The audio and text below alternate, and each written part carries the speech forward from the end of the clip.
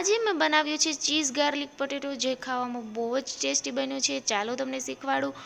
તો મેં અહીંયા પર લઈ લીધી છે લસણને ખાંડી લીધું છે, અને 1 ચમચી જેટલું લસણ છે, અને સાથે બટેકાની ચિપ્સ લઈ લીધી છે, એક મેગી મસાલો, ચીઝ.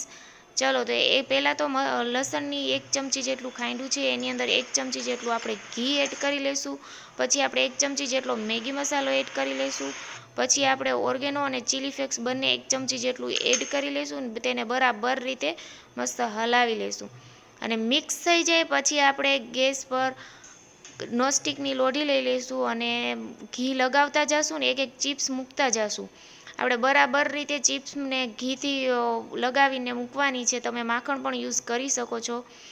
એટલે મેં તો અહીંયા ઘી લીધું છે. તમારે કઈ બી વસ્તુ યુઝ કરવી હોય તો કરી શકો, માખણ અથવા તો ઘી. અને આખી યુટ્યુબમાં તમને આવો વિડીયો ક્યાંય પણ જોવા નહીં મળે. તો પ્લીઝ તમે 5 મિનિટમાં બની જાય તો ઝટપટથી નાસ્તો ટેસ્ટી, બાળકોને પણ પસંદ આવે, મોટાઓને બધાને પસંદ આવે એવો ટેસ્ટી નાસ્તો છે.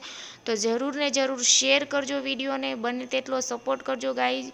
અને ચેનલને સબસ્ક્રાઈબ, આવા ન્યૂ વિડીયો જોવા માટે સબસ્ક્રાઈબ કરી લેજો.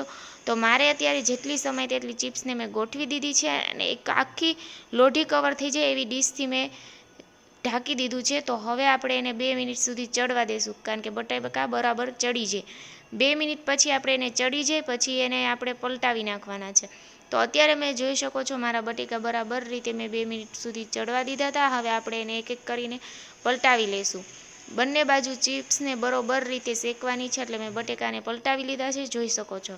આવી રીતે બટેકાને આ પલટાવી નાખવાના છે. પછી આપણે જે ગાર્લિક એટલે કે લસણની અંદર આપણે જે બધો મસાલો નાખ્યો તો એ પેસ્ટને બરોબર આપણે બટેકાની ચિપ્સ ઉપર લગાવી દેવાની છે. મેં લગાવી દીધી છે. અને હવે આપણે એની અંદર ચીલી ફ્લેક્સ અને ઓર્ગેનો જે હતા એ થોડું ચીઝ નાખી દઈશું બધી ચિપ્સ ઉપર. પછી આપણે એની ઉપર થોડો નાખી દઈશું મેગી મસાલો, કારણ કે ચીઝ મોળું હોય તો આપણે થોડું મેગી મસાલો કરીને એ જોઈ શકો છો. મારું બધું જ મેં લગાવીને મસ્ત ડીશને કરી દીધી છે રેડી. તો હવે આપણે આને 2 મિનિટ સુધી પાછી ડીશ લગાવીને ચડવા દઈશું. તો તમે જોઈ શકો છો 2 મિનિટ પછી મારે એકદમ ગાર્લિક ચીલી પોટેટોસ રેડી છે. અને મેં એને બરાબર રીતે ચેક કરી લીધો અને એક સર્વ કરી દીધો. વાવ, બહુ મસ્ત બન્યા છે. તમે પણ ટ્રાય કરજો, બહુ જ ઝડપથી બની જાય. હવે આપણે આને ટેસ્ટ કરીએ. વાવ, મસ્ત બન્યા છે. એકદમ ક્રિસ્પી જેવો, સ્મૂથ અને ટેસ્ટી. બહુ જ ઘરે ટ્રાય કરજો, ફટાકથી બની જાય તો ઝટથી નાસ્તો. એટલામાં વેદુભાઈ આવી ગયા સ્કૂલેથી, અને વેદુ પણ બેસી ગયો. બાળકોને પણ પસંદ આવે એવો હેલ્ધી એન્ડ ટેસ્ટી નાસ્તો ઝડપથી બની જાય એવો છે. તો ચાલો, વિડીયો પસંદ આવ્યો તો લાઇક, શેર, સબસ્ક્રાઈબ કરી દેજો.